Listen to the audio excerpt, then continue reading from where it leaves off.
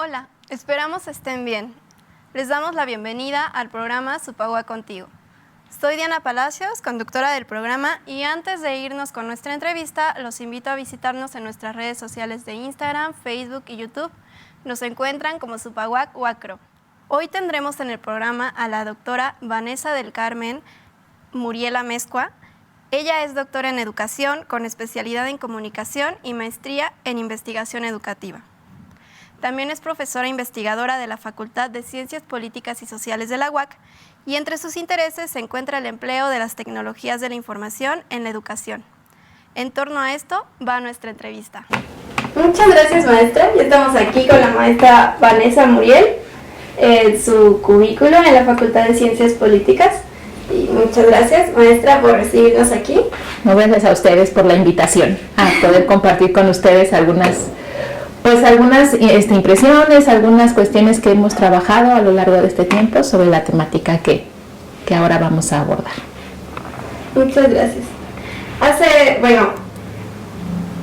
Queremos hablar un poco sobre el cambio en las sociedades con estas nuevas tecnologías que ahora pues prácticamente rigen pues sobre todo a las nuevas generaciones. Claro. Y bueno, vamos a empezar con una pregunta. Sí, sobre la educación, porque bueno, ahora nos interesa mucho esta parte de la educación, pensando en nuevos docentes que se integran a la comunidad académica y cómo ellos también se empiezan a enfrentar a esos cambios, ¿no?, con la tecnología, porque aunque son jóvenes, también, o sea, los cambios son muy rápidos. Entonces, ¿usted cree que la educación institucional ha sufrido un verdadero cambio o sigue siendo igual que hace 3 décadas, de alguna manera? No, yo creo que no ha sido igual, ¿no? Sí ha tenido que evolucionar, ha tenido que transformarse conforme van pasando los años y conforme se van viendo nuevas maneras de enfrentar los procesos de enseñanza-aprendizaje. Nos queda claro que hay prácticas que quizás se sigan manteniendo, ¿no? Prácticas que refieren mucho a la práctica docente, por ejemplo.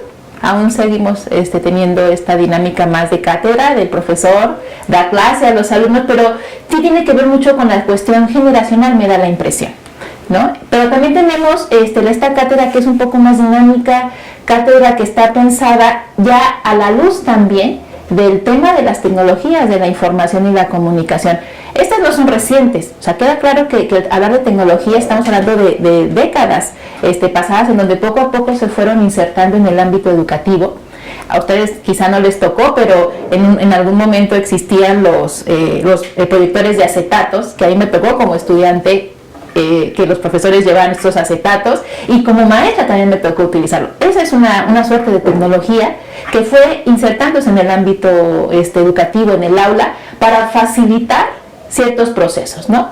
Para facilitar como una herramienta que coadyuva el proceso de enseñanza-aprendizaje. Las tecnologías han estado llegando, han estado insertándose en el aula, han estado insertándose en nuestras prácticas cotidianas. Ahora bien, estamos hablando de una época en donde ya no es solo las tecnologías de la información y la comunicación, sino el tema de la digitalidad, la virtualidad, ¿no? Que es, desde mi perspectiva, otra dimensión hacia la cual ha transitado el ámbito educativo, hacia la cual las instituciones han tenido que empezar a mirar. Hay un parteaguas importante que es el de la pandemia, ¿no? La pandemia nos llevó a repensar cómo íbamos a formar. O sea, la tecnología del cañón, la pantalla, que una televisión, ya no era útil, ¿no? Porque ya no estábamos en las aulas. Entonces ahí empezamos quizá, y esto lo veo también a la luz de los trabajos que he tenido oportunidad de acompañar en el doctorado en innovación y tecnología educativa, en donde es la pandemia nos trae la parte de aplicación de todo eso que se había estudiado, ¿no? La importancia de la virtualidad, las herramientas que nos facilita para que en el aula se pueda llevar a cabo dinámicas de aprendizaje, quizá con mayor nivel de apropiación por parte de los estudiantes, con un mayor nivel de preparación por parte de los profesores. En teoría lo teníamos, lo estudiábamos, hacíamos algunos ejercicios Viene la pandemia y había que aplicarlo. O sea, ya no era una investigación, ¿no? Ya era, tienes que aplicar todo esto que la literatura nos está poniendo en la mesa para echarlo a andar en la realidad. Y creo que ahí es en donde nos topamos precisamente con esta gran disyuntiva, ¿no? ¿Cómo hacerle? ¿Cómo hacerle desde casa para que el alumno pueda tener una experiencia de aprendizaje no lo más divertida, no lo más entretenida, sino una experiencia de aprendizaje real, en donde tanto profesores como alumnos tienen que interactuar a través de una pantalla y tienen que aprender a socializar a través de esa pantalla, de manera distinta que como lo hacíamos en el aula, ¿no? Entonces implicó hablar de las tecnologías, ahora del ámbito de lo virtual, de lo digital, implicó que los maestros nos repensáramos en nuestra práctica, que repensáramos qué estrategias implementar de esas tecnologías que se nos ponen en la mesa para poder diseñar, trabajar, pero también repensar cómo iba a ser este vínculo con los estudiantes, no solamente en términos formativos, sino también en términos de experiencia, de procesos de socialización. Creo que ahí sí pudimos darnos cuenta que nos falta mucho, nos falta mucho. Y no solamente en el ámbito educativo. ¿A qué voy con ello? Nos dimos cuenta, por ejemplo, de las grandes brechas que hay, por ejemplo, en el acceso al Internet. Para poder trabajar bajo esa modalidad necesitábamos Internet. Hogares que no cuentan con Internet, esa es una realidad. No, de pronto pensar que como estamos en los tiempos de la digital, como todos traemos un celular conectado a Internet, todo el mundo tiene Internet. No necesariamente. Y creo que a todos en algún momento nos enfrentamos a me falla el Internet y no puedo tener clase. También fue como un golpe de realidad, ¿no? Porque uno piensa, como dice siempre, todos pensamos que todos tenemos Internet, pero resulta que no estamos tan avanzados como creíamos, ¿no? Hay una brecha muy importante. Es desigual el acceso a Internet. Y creo que eso es lo que nos dejó ver el tema de la pandemia y el tener que recurrir sí o sí a los recursos que la tecnología, que la digitalidad, que la virtualidad nos pone en la mesa. Claro, podría tener la visión sumamente pesimista, pero creo que también hay que dar cuenta de las cosas buenas que nos permitió esta experiencia de la virtualidad. Actualmente seguimos trabajando bajo esa modalidad en algunas instituciones. No me refiero solo a instituciones o facultades, sino a nivel de instituciones, ¿no? Creo que se dio cuenta de la posibilidad de tener contacto y de estar cerca de otros estudiantes, de otros espacios, pero también nos llevó a darnos cuenta que necesitábamos actualizarnos los docentes. Una cosa es saber utilizar mi teléfono, saber estar en redes sociales y demás, pero otra cosa es diseñar a partir de las herramientas que la virtualidad, la digitalidad me pone en la mesa, diseñar programas en donde las actividades y todo el ejercicio y toda la práctica educativa permite fusionarse, ¿no? A partir de la implementación de estas herramientas, ¿no? Fíjate, algo es tan simple, hacemos diapositivas, ¿no? Los profesores comúnmente en el aula llevamos nuestras diapositivas.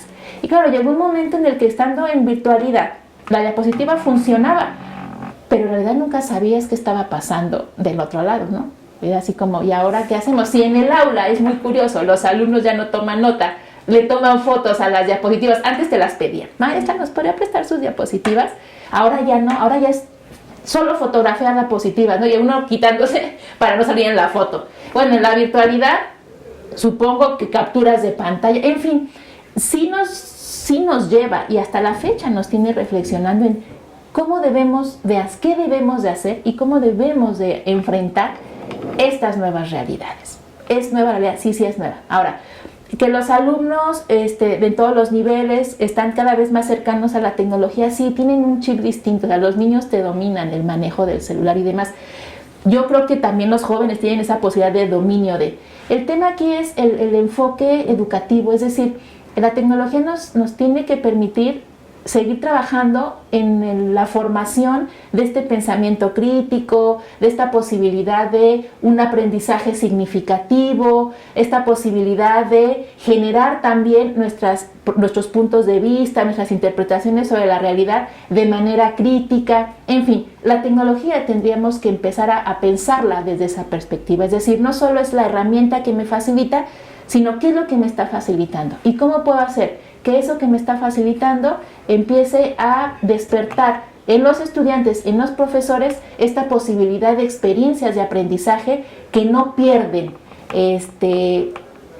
la criticidad, el aprendizaje por sí mismo, los procesos de socialización, los intercambios, los diálogos, que creo que ahí de pronto es donde nos tropezamos, ¿no? El diálogo con el otro, el intercambio de ideas se pierde, se convierte en una cuestión más emisor-receptor y muchas veces sin saber, bueno, la retroalimentación, ¿no? Creo que la pandemia nos lleva, sí, a dar cuenta de estas brechas, de estas desventajas, de estas desigualdades, que es una realidad. Nos llevó a darnos cuenta también de que nuestro ámbito en donde nosotros nos desenvolvemos también, lo hemos sabido siempre, impacta en nuestros procesos sociales, educativos y demás. Pero bueno, acaba la pandemia y creo que la lógica sería entonces empezar a repensar y empezar a no regresar a como. Yo creo que ya no nos podemos permitir regresar a como estábamos. Ya no va por ahí el asunto, ¿no? Más bien empezar a repensarnos en nuestras prácticas, en nuestras formas de mirar la educación, y no en virtud de qué hacer para que sea más entretenido, ¿no? Una clase. Yo creo que las clases, quizá aquí me voy a escuchar muy, muy radical, no tiene que tener el ingrediente, tiene que ser divertida para que aprendan. Depende mucho de la naturaleza de la asignatura. Yo creo que más bien las materias, o más bien los profesores, al momento de estar frente a un grupo, deberíamos de tener esta posibilidad de pensar si creativamente, que no significa ser circo-marometa, sino creativamente, cómo facilitar estas experiencias, estos conocimientos que uno les puede compartir a los estudiantes, pero también, ¿sí?, mirando cómo regresamos también de parte de ellos ese conocimiento que han adquirido y también ellos nos comparten. Es decir, esto es un ida y vuelta, ¿no? No es el profesor el único responsable claro, tiene que preparar. Creo que una de las primeras cosas que tenemos que hacer para que en el aula, a la luz de los nuevos tiempos, con la tecnología que nos abraza, que ahora un estudiante puede entrar a Google y puede encontrar respuestas, o a cualquier otro punto, y ahorita con el tema de la inteligencia artificial pareciera que rompen muchos esquemas. Yo ahí soy muy escéptica todavía. Creo que la mano y la naturaleza humana no puede ser sobrepasada por la inteligencia artificial, pero bueno, ya después lo platicamos. A lo que voy es, los profesores tenemos que preparar clase. Creo que una manera de poder hacer que nuestra clase sea dinámica, que lo que ahí se comparta sea de fácil apreciación y apropiación por parte de los estudiantes, es que preparemos nuestras clases, que realmente veamos quiénes son nuestros estudiantes, que conozcamos cuáles son sus necesidades en términos de aprendizaje, y que también tengamos esa posibilidad de pensar diferentes estrategias en función también del grupo con el que estamos trabajando. Claro, hay grupos de 50 alumnos. ¿Cómo lo hago con un grupo de 50 para pensar en cada uno? Y tiene toda la razón, ¿no? Entonces ahí a lo que voy es, lo ideal es que como profesores tenemos que estar preparados no solamente nosotros en nuestro aprendizaje, en nuestro conocimiento, sino también preparados para enfrentar las dinámicas que se viven en el aula, poder identificar los procesos que se gestan en el aula, para que entonces lo que nosotros preparemos en virtud de generar una experiencia de aprendizaje que realmente se quede en los estudiantes, pueda ser dinámica, creativa e involucrando a los estudiantes. Creo que eso es algo importante. Cuando los alumnos se sienten involucrados en su proceso, como que le dan un mayor sentido a su formación, y eso lo hemos podido ver en estos proyectos que se han hecho, ¿no? Que si bien tienen que ver con innovación educativa, que tienen que ver con hacer uso, por ejemplo, del blended learning, aula invertida, metodologías pensadas bajo la mirada de los proyectos y demás, el hecho de que el alumno se sienta partícipe de su proceso ayuda mucho a que la dinámica en el aula sea más significativa para ellos, ¿no? Claro, nuevamente, pareciera que estamos preparados, pero tenemos un mundo afuera que nos está, no invadiendo, pero que se está permeando, ¿no? Y bueno, la tecnología eso es lo que está haciendo. pero en virtud de ser una herramienta. Creo que el punto es ese, la tecnología no nos va a resolver problemas. Eso a mí me queda clarísimo, no nos resuelve problemas. Sí. Y ahorita que menciona el tema de la inteligencia artificial, justamente es como esta retroalimentación con una inteligencia artificial es imposible, ¿no? No se puede tener una retroalimentación. Pues mira, yo no, al famoso GPT, me han comentado que revísalo, ve lo que puedes hacer y demás. He hecho más, no le he entrado, no he querido entrar, tengo todavía mis reservas. Pero compañeros sí, han trabajado con ella y han como hecho los ejercicios para ver qué tal funciona y cómo se dan las dinámicas. Y claro, sí tiene, digamos, muchas bondades, si así lo quisieras ver, ¿no? Es decir, se ha visto que se le puede facilitar información para revisar y que nos te diga si un trabajo, por ejemplo, está plagiado, ¿no? O sea, tiene esas bondades que dices tú, bueno, en el ámbito educativo podríamos acercarnos y ver qué nos es útil y qué no. El tema creo que va más allá, ¿no? El tema no creo que sea nada más ver en qué lo podemos utilizar y que sea buen uso sino hasta qué punto nosotros podemos tener como el acceso a reconocer en esa inteligencia artificial los vacíos que pueda tener, las fallas que pueda tener. Hay quienes dicen que no tienen fallas, que son muy precisas. Hay quienes plantean que se han identificado algunas cuestiones que no están corroboradas, entonces de pronto pueden ser falsas. ¿A qué voy con esto? Sí, está la inteligencia artificial, aquí está, ya llegó, ya la tenemos. Sin embargo, nuevamente, está la mirada humana. O sea, un ejemplo, ¿no?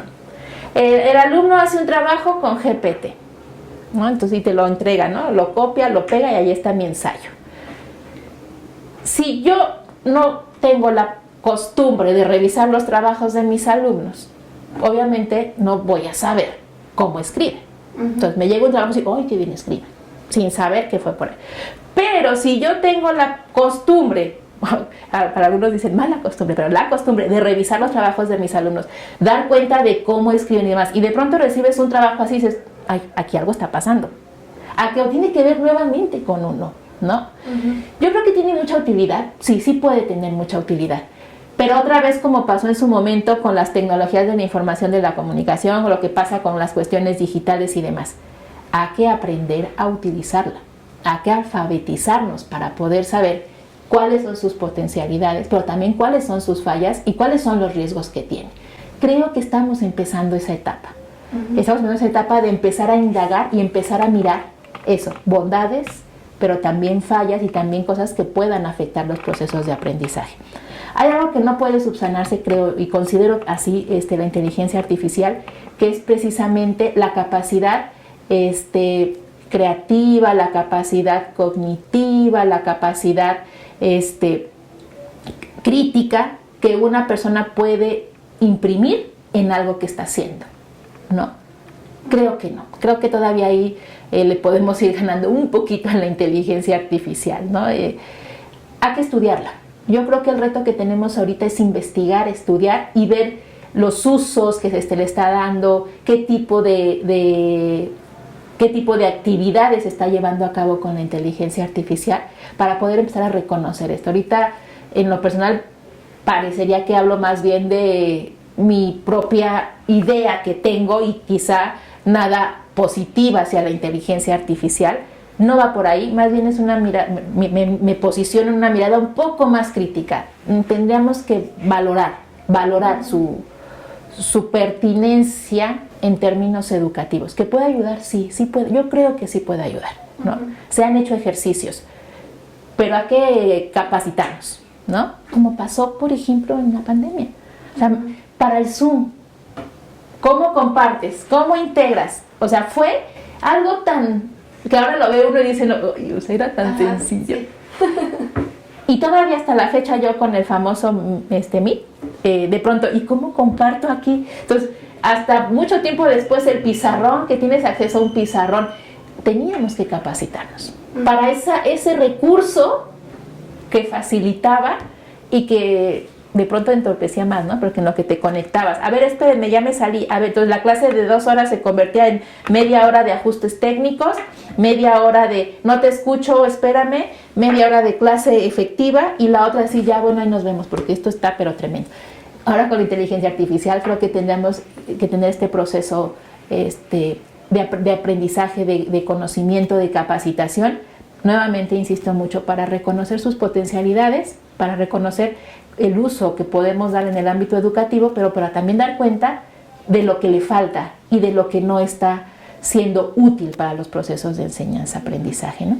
Algún texto que tú consideres que está hecho en inteligencia artificial y lo pasas por estos programas de verificación de similitudes, no te va a reconocer plagio.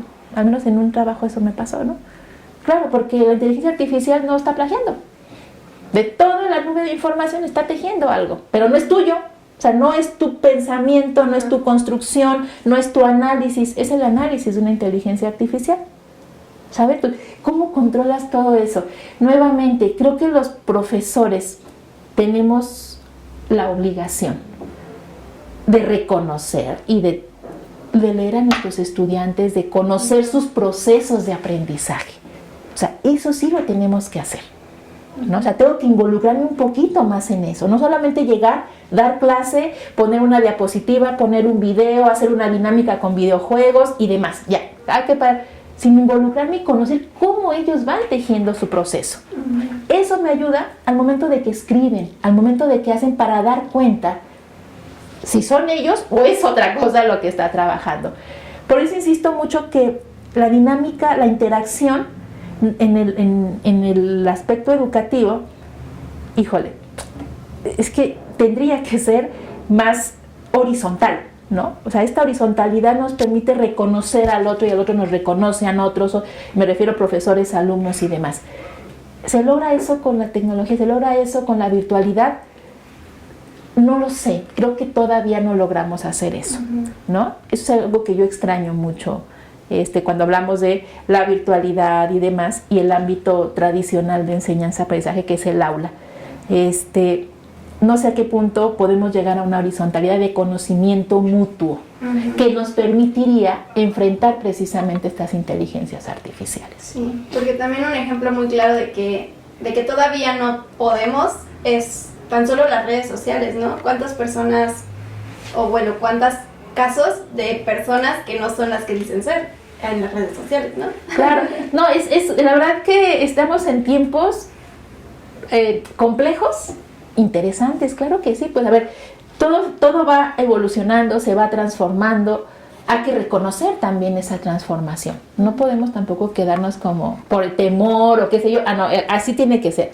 Uno va reconociendo, se va reconociendo en esos cambios, en esas transformaciones, va reconociendo sus debilidades, va reconociendo sus virtudes y también va reconociendo cómo puede ir compartiendo y conviviendo en estos tiempos de cambios y de transformaciones. Lo tenemos que hacer, los profesores lo tenemos que hacer, sí o sí, ¿no? Podríamos cerrarnos y decir, no, así deben de ser las cosas, pero cada quien es libre de la libertad de cátedra, eso lo permite. Desde lo que yo he trabajado, desde lo que he tenido oportunidad de compartir con otros colegas, también con estudiantes, es cierto que tenemos que estar siempre conscientes del contexto. Tenemos que estar conscientes de los cambios y de las transformaciones y tenemos que ir mirándonos y mirando, ¿sí? Cómo todo eso está impactando en el ámbito educativo. Bueno, no impactando, incidiendo en el ámbito educativo. Y que esa incidencia puede traer buenos frutos, pero que si no la sabemos mediar, si no la sabemos trabajar, puede generar otro tipo de problemas, ¿no? Y entonces, nuevamente, ¿cómo avanzamos si no vamos dando cuenta de... no sé, yo la mirada que tengo de la tecnología, del tema de la virtualidad, de la digitalidad, ahora de la inteligencia artificial, lo veo como herramientas que nos ayudan, pero que nos ayudan no por sí solas, sino que yo tengo que poner también mis capacidades, mis conocimientos, mis habilidades para poder potencializar, ¿sí?, de manera adecuada el uso de todos esos recursos, porque por sí solos no me van a hacer. Si yo no planeo adecuadamente, el uso de un recurso, nuevamente, quizá el videojuego, que es algo bien interesante en términos de aprendizaje, el uso de un videojuego para un aprendizaje, si yo no planeo la pertinencia y uso el videojuego nada más porque sí, no, si no tengo un objetivo de para qué lo estoy utilizando, no me va a funcionar. Entonces sí requiere de tiempo, eso es lo que pasa. Tenemos que invertirle mucho más tiempo que el libro, lo leo, preparo clase y listo. Bueno, el libro, y ahora qué otras cosas puedo hacer para que esto... me gusta mucho hablar de experiencias de aprendizaje, ¿no? Pasa mucho en los museos, ¿no? Uno tiene experiencias. Pasa cuando uno recorre una ciudad, uno vive experiencias que le son significativas, tanto las buenas como las malas. Mi mirada de la educación, como la he tenido desde mi formación hasta ahora, es eso, hay que ir construyendo experiencias colegiadas, profesores, estudiantes, irnos reconociendo, ¿no? Sin perder claro pues la mirada del papel que jugamos cada uno en el proceso. Creo que eso es bien importante. ¿Qué papel juega el profesor? ¿Qué papel juega el estudiante? Pero no por eso se pierde esta horizontalidad y se pierde esta posibilidad de diálogo con ellos. Y bueno, la tecnología tendría que ser una herramienta que nos permita en estos tiempos poder generar esas dinámicas de intercambio y de diálogo con nuestros estudiantes. Estamos lentos, nos cuesta, es de reconocer, nos cuesta. A los viejos y a los nuevos cuesta entrarle a esto, ¿no? Porque aparte todo va muy rápido. ¿No? Ahorita es inteligencia artificial, al rato qué va a ser, y ahí no habrá rato que esperamos que llegue, ¿no? Los invitamos a sintonizar la segunda parte de esta entrevista con la doctora Vanessa Muriel el próximo viernes a las 5:30 de la tarde aquí en Supagua Contigo a través de TV UAC.